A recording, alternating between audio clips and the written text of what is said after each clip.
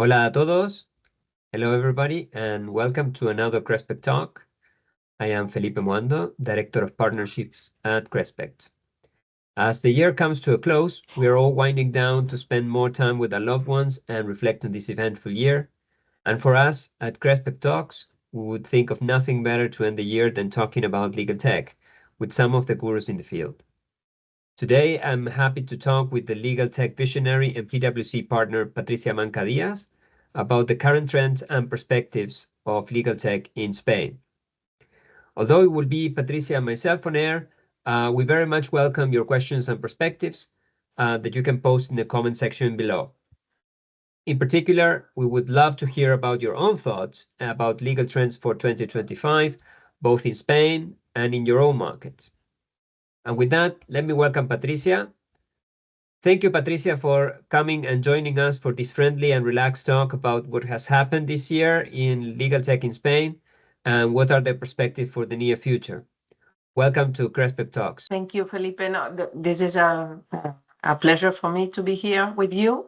So happy to discuss and explain to you what is happening here in Spain. What we see this last year, I think, is very linked to the hype of the generative AI movement, in the sense that it seems that from the last 5 years or 6 years, there has been some progress in legal tech in the sector, in the industry.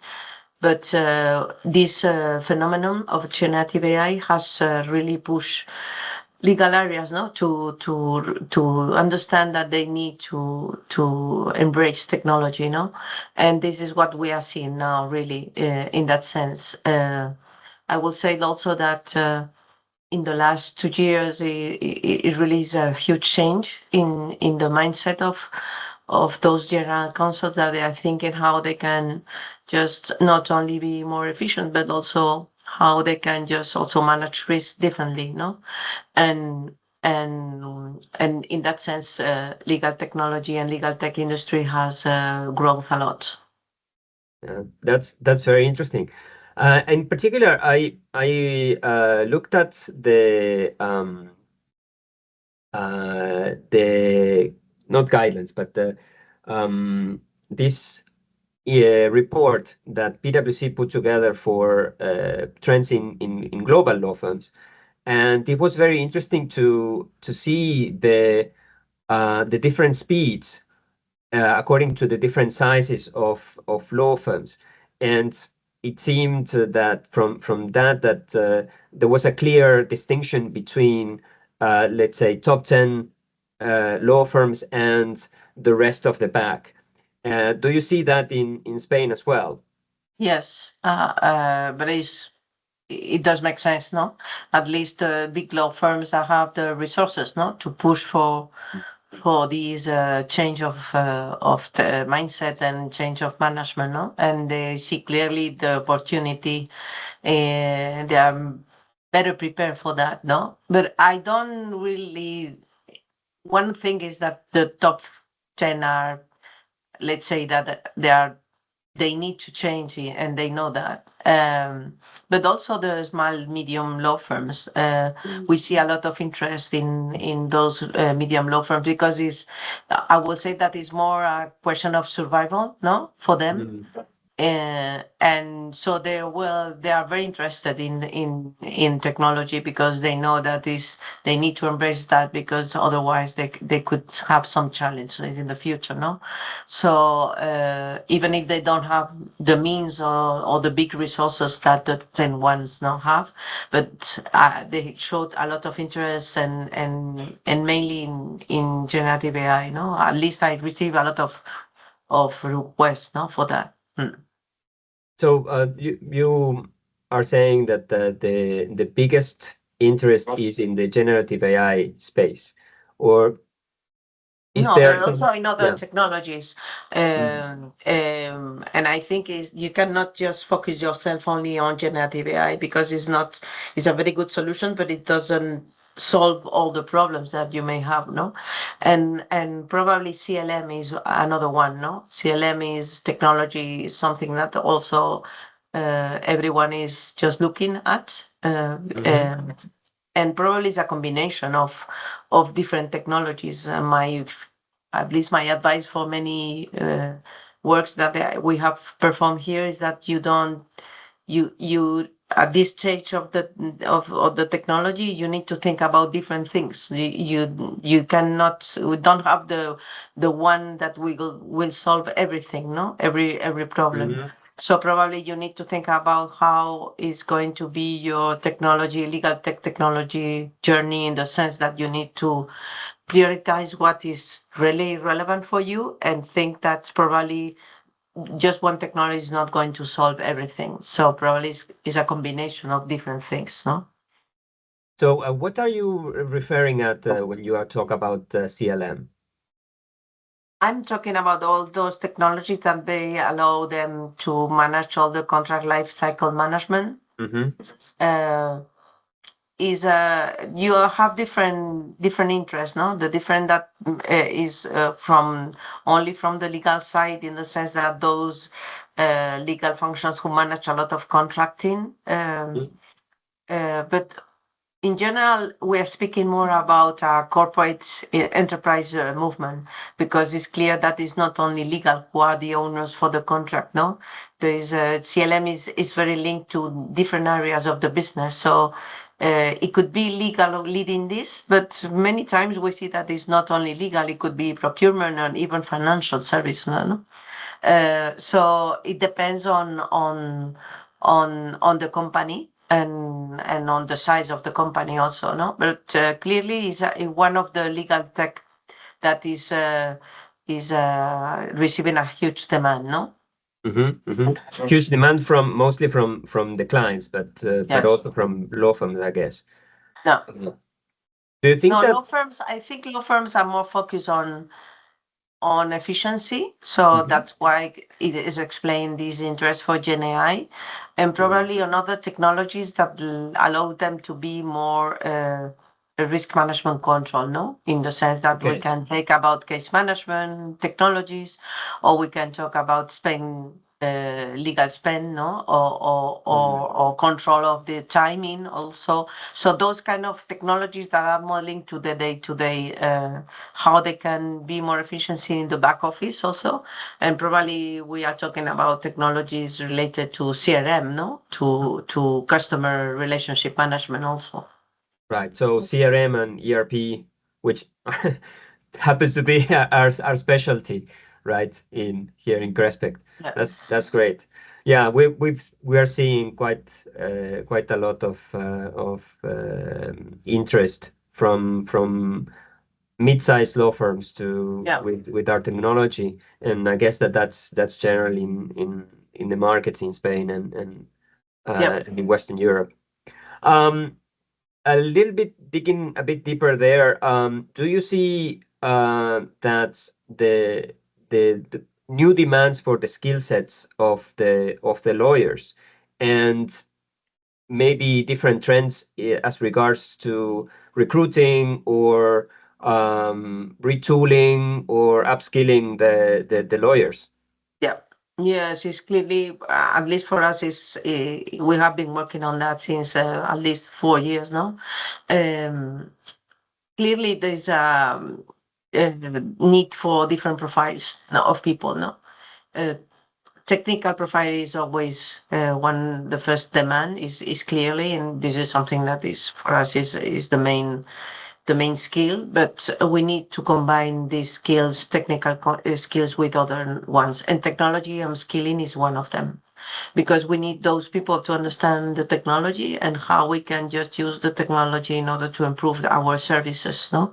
So this is something that for us is really relevant now, and we have been providing upskilling training since at least 3 years ago or 4 years ago to all the entrants, but also to the people who are already in the firm, no?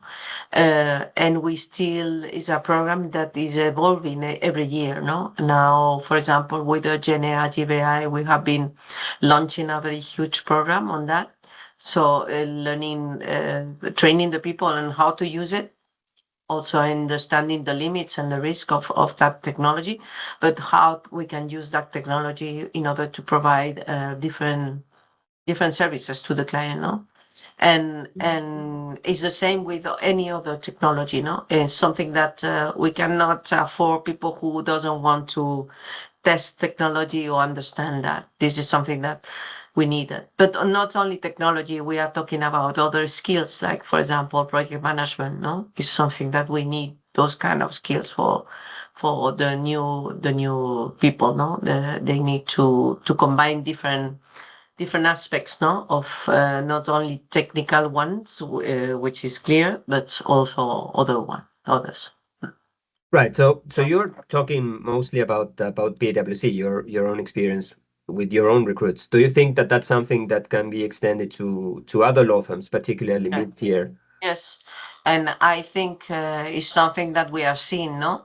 We are seeing that more and more law firms who were not very focused on technology, for example, now they are just launching even new areas and people who are and just pushing for profiles for that sense. And I see it because they call also my team. So They so try to snatch people from your yes, team. it's clearly they are searching for that, and it's not easy because those people, they are not in the market, no. For Of course. our university education system has not really launched this kind of profiles until last year. We can say that, no. So there is no but we see that the fact that the universities are promoting those kind of new skills programs is because the market is demanding that. Right. Right. So we see a market that is developing very fast, right? And still, in the report, I saw that only very small percentage has really implemented AI or these new technologies, something like 17%, which strikes me as very low. So there's still room for, let's Yes. say, catch Yes. up. Yes, I still room for improvement, but I think it's also because this is a very recent, not the AI, which is something that is a technology very from the 50s, no? No, but generative AI is really, we are talking about a technology that was has not even 1 year of recent of public exposition, no? So I think it's something that even if the percentage is very low, we will see in 1 year we will see a very growth, no, a high growth of improvement, and also because there are also mental barriers still over there, no, and also the security and confidentiality aspects are something that they are very important for and is crucial for everyone, no, and for our profession is crucial, no. So but I think it's going to really growth in next year. I see because we see more and more requests for that, of at least to understand how it works and if they can just test it. And the reality is that the people are using ChatGPT and Yes. is something that we need to. I think that one of the professors that we have here that has helped us to train the people says that the major risk is not to provide the employees with this technology because they are using it, and if they are using it outside the professional context, is very risky, no? Of course, of course. But like on that matter, actually, what, in your view, are the regulatory or cultural barriers for that Spain, in particular, the Spanish market is facing when implementing legal tech solutions, including AI, generative AI, and how could we address that? I don't think for the moment regulatory barriers they haven't been known, no? Now with the European Union Act, oh, okay, you need to adequate yourself to that regulation, no? But until now there was not really a specific regulation that forbids the people to use it. I will say that there has been more culture in the center that, and I think it's not only for Spain, no? I think it's global, no, for the profession. It's a matter of mental barrier in the sense that probably we are a profession so perfectionist that we think that if we test something and it doesn't give us the 100% of the result, we don't rely on that, and is opposite to any technology mindset, no? In the sense that whenever you deal with technologies and people, they know that you are not going to have the 100% of the result of fiability or accuracy, no? But not because of that, you are not going to use it. Right. You need to use it, and also because you need to invest time, and probably at the beginning when you are testing technology, you think that I will do it myself because I'm investing a lot of time and I don't have the results that I have, no, from me personally. So you need to change that in the mindset of the people, saying that, okay, probably you are going to invest more time at the beginning, but once you have invested time that technology needed, you are going to learn, you are going to improve a lot, no? But this is something that you need to change also the expectations of the people, no? The fact that they are expecting that when they bought any technology is going to solve all my problems. It's not the case. It's going to be very efficient in parts of the process, but you still need to invest your time in that. But at least you are improving, no? And this is something that people need to understand. What do you think, like, moving more in this point, what do you think has been the response of a very interesting actor within the Spanish market, which are the bar associations, which are quite fragmented in Spain? There are, I don't know, something like, 30 different bar associations. What has been the I would say, like, the response or the impact that these new technologies or legal tech in general has had with the bar associations? Have they embraced new technology? Have they? I think yes, they are changing. They are searching, at least what I know from the biggest ones, which is in Madrid, no? They are just embracing technology, and they are pushing also to the people to embrace technology or to promote that. You see that in the events that they are preparing, just explaining, and also even from the entities which are the ones that protect the mutualistas, no, the professions. They're also trying to bring to the market and to those professionals who are autonomous or who are very small law firms to promote the technology, at least to give them the knowledge so they can choose, no? One of example for us was last year we produced with the 𝗟𝗏𝗃𝗀𝗀𝗀 one report here in Spain, which was the map of LegalTech, and it was funded by them and by our foundation here, and the purpose was that, just to let those people to know what is the technology that are in the market, how you can use it, for what it does make sense, and it was really relevant. So I think they are trying to provide the information, at least to the people, so they can have access to that technology and understand how it works and which could be the benefits for them, no, to use it.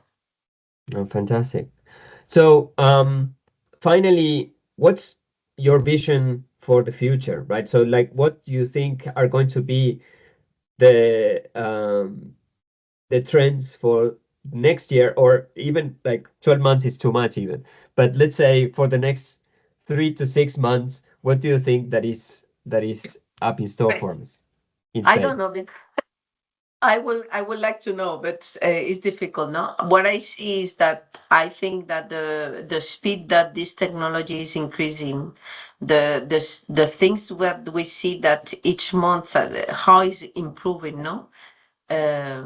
every time ChatGPT launched new version, the difference is big, and we see that things that probably 1 month ago we couldn't perform with the technology, now we can perform. So the speed is incredible, no? And I think it's going to change a lot. I think it's going to change a lot the profession, and we need to be prepared for that, because I don't think that, as always, technologies go much faster than the other aspects, no. And I think that from the education system, that they need to really accelerate how they are going to prepare the people for that environment. And also the law firms, that they need also to prepare their people in order to embrace technology, and also to how to prepare themselves for new strategy in that sense, no. Probably for the big ones is more easy to prepare that, but I think also the medium-sized firms, they have a big opportunity to benefit from that, no, and they need to explore that. But I think it's going to change a lot. A lot is already changing, no? It's already changing the map and the services, and you see also the market that is changing, no?